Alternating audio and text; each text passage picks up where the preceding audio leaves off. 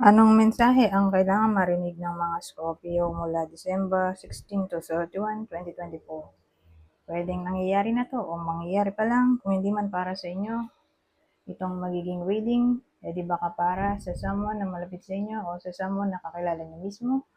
Baka may lumabas na gender mamaya, gawin niyo na ng energy, masculine at feminine energy. Pwede rin naman na huwag niyo nang pansinin ang gender. Hindi ko masasabi kung anong magiging reading, kung positive ba o negative. Depende sa kung anong mapipick up kong energy.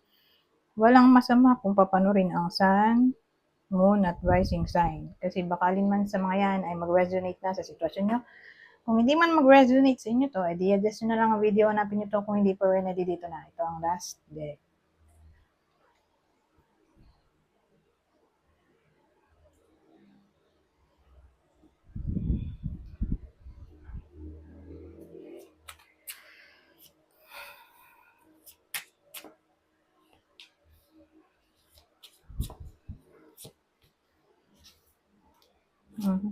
Hulog na to.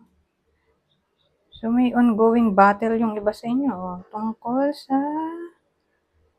the devil na to. Ano to? Pero 4 of Cups. Parang nangyayari na to eh.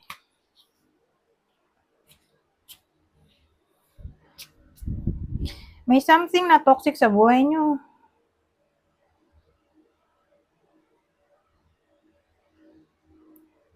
Na parang magbabalik at tatanggihan nyo.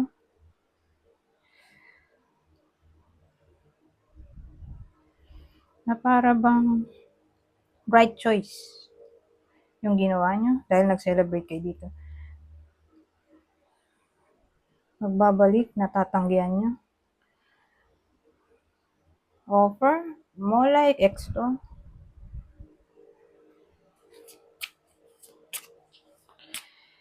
Ang dating kasi, nangyayari na to, bumabalik na yung ex.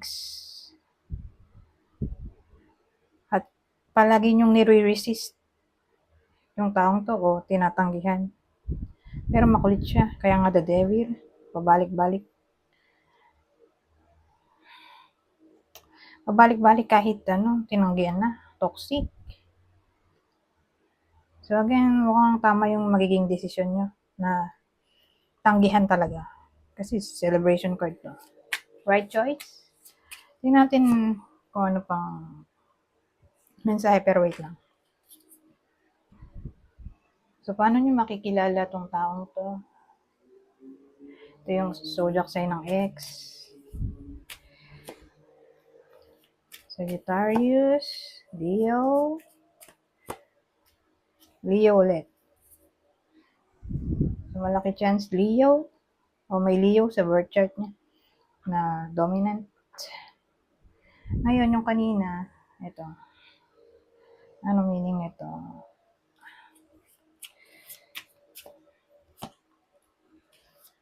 Sabidan natin, morena. Babaeng morena. More like nanay na siya. Ay. Yun. So again, morenang babae. Yung bida natin. Okay? Yun yung unang clue. Kunin nyo lang yung description na sa tingin nyo fit sa inyo. Morena.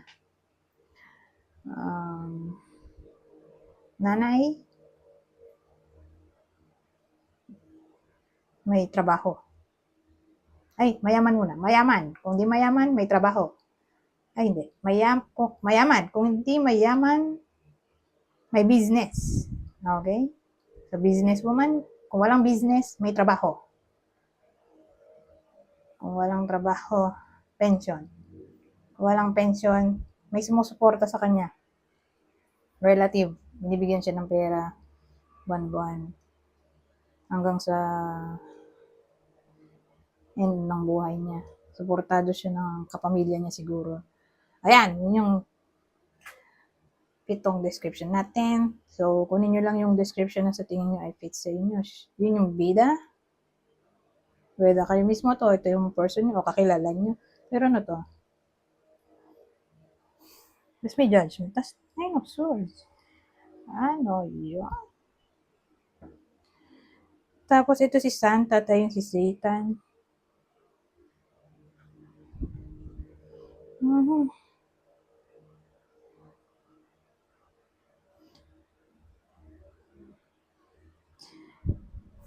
Parang ang dating dito sa mga option na 'to, may Satan at may Santa. So, ibig sabihin may tama at may mali.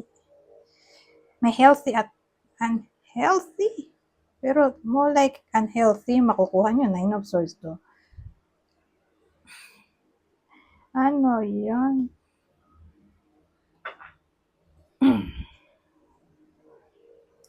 Nagpa-fantasize kasi kayo dito. More like may tina-try kayong i-manifest.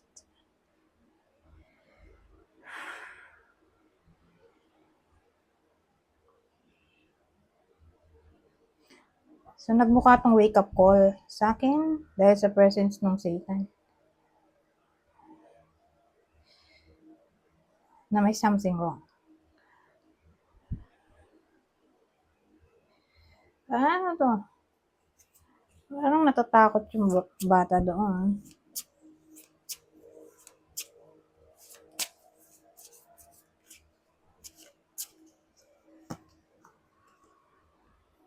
Natatakot, Chariot. Ano?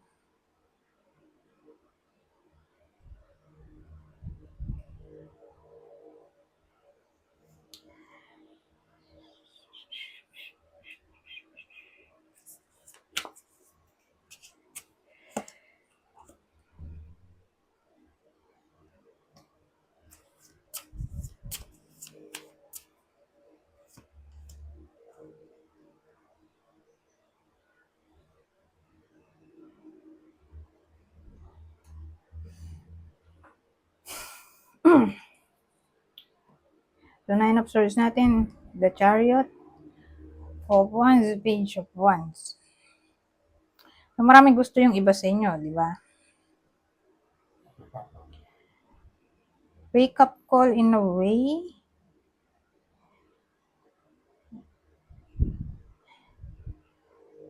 na kailangan na ng iba sa inyo gawin ang tama.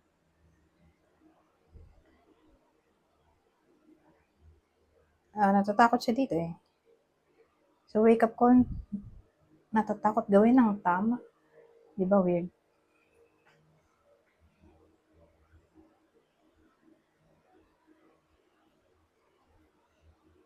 Na pag ginawa niya yung tama, ito magsasaya na siya at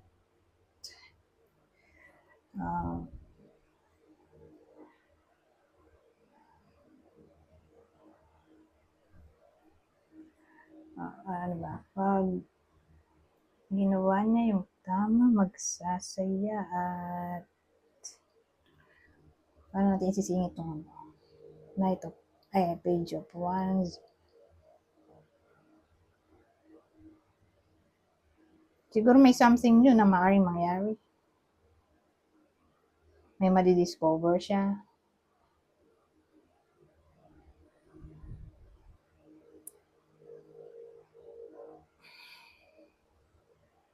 Ano yung tama na hindi niya magawa?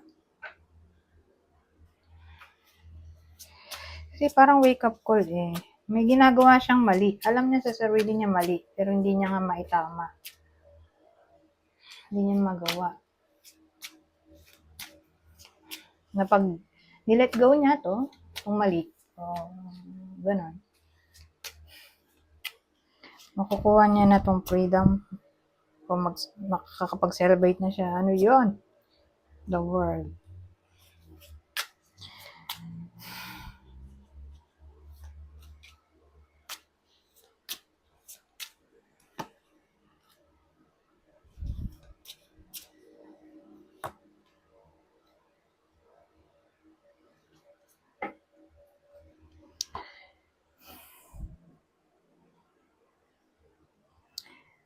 So, again, kulang siya sa self-discipline, di ba?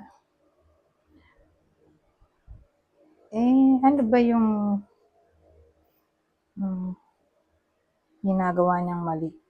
Although aware naman siya. The World, Page of Swords. Three of Pentacles. The World. Well, may someone kasi, probably yung iba sa inyo, nag-i-spy Sa someone na nasa abroad o nasa malayo o foreigner na para bang gusto niya pang i-workout ang connection although di na pwede. So, more like ex to. Ex o someone na toxic sa buhay niya. Kasi may tao na tayo, page of swords. So, ganun. Minamanifest ng iba sa inyo itong someone na alam nila sa sarili nila ay toxic. Hindi nila ma-let go. Gusto nila i-pursue yung taong to although alam nila sa sarili nila na toxic. Yun yung pinatunguhan ng reading na parang kung i-let go nila to, yung taong to. Since page of swords naman to. Immature pa yan sa pag-deal ng kanyang decision, way of thinking. So, kung i-let go ng ibang Scorpio itong taong to, doon niya makukuha itong 4 of Wands. Magsi-celebrate siya. So, finally, makukuha niya na itong freedom mula sa katoksikan o who knows, baka may ma-discover siyang someone new na mas better kaysa dito sa someone na toxic nga. Ngayon, punta tayo dito. Ay, clue. Di ko alam kung magagamit ko pa ba itong mga to. Dahil kulang ako sa time. Hindi na siguro.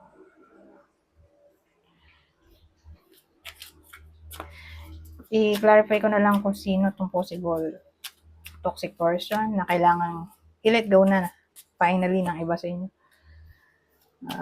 Pisces. Isa sa air sign, Gemini, Libra, Aquarius, Capricorn. Eto, try natin to. Pero yung isa hindi ko na magagamit, yung playing cards. Kasi hindi ako pwede magtagal. Dahil marami akong kailangan gawin na video. Fertility.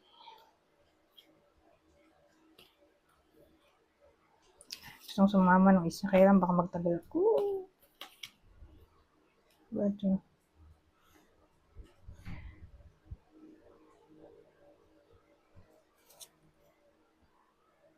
finding your light. Well, ang dating sa akin, overall advice na to, may fertility tayo. More like birthing ng something new. Creation. Fertility. So, new beginning. May new beginning na maaaring mangyari kung i-handle nyo ang sitwasyon na to gracefully.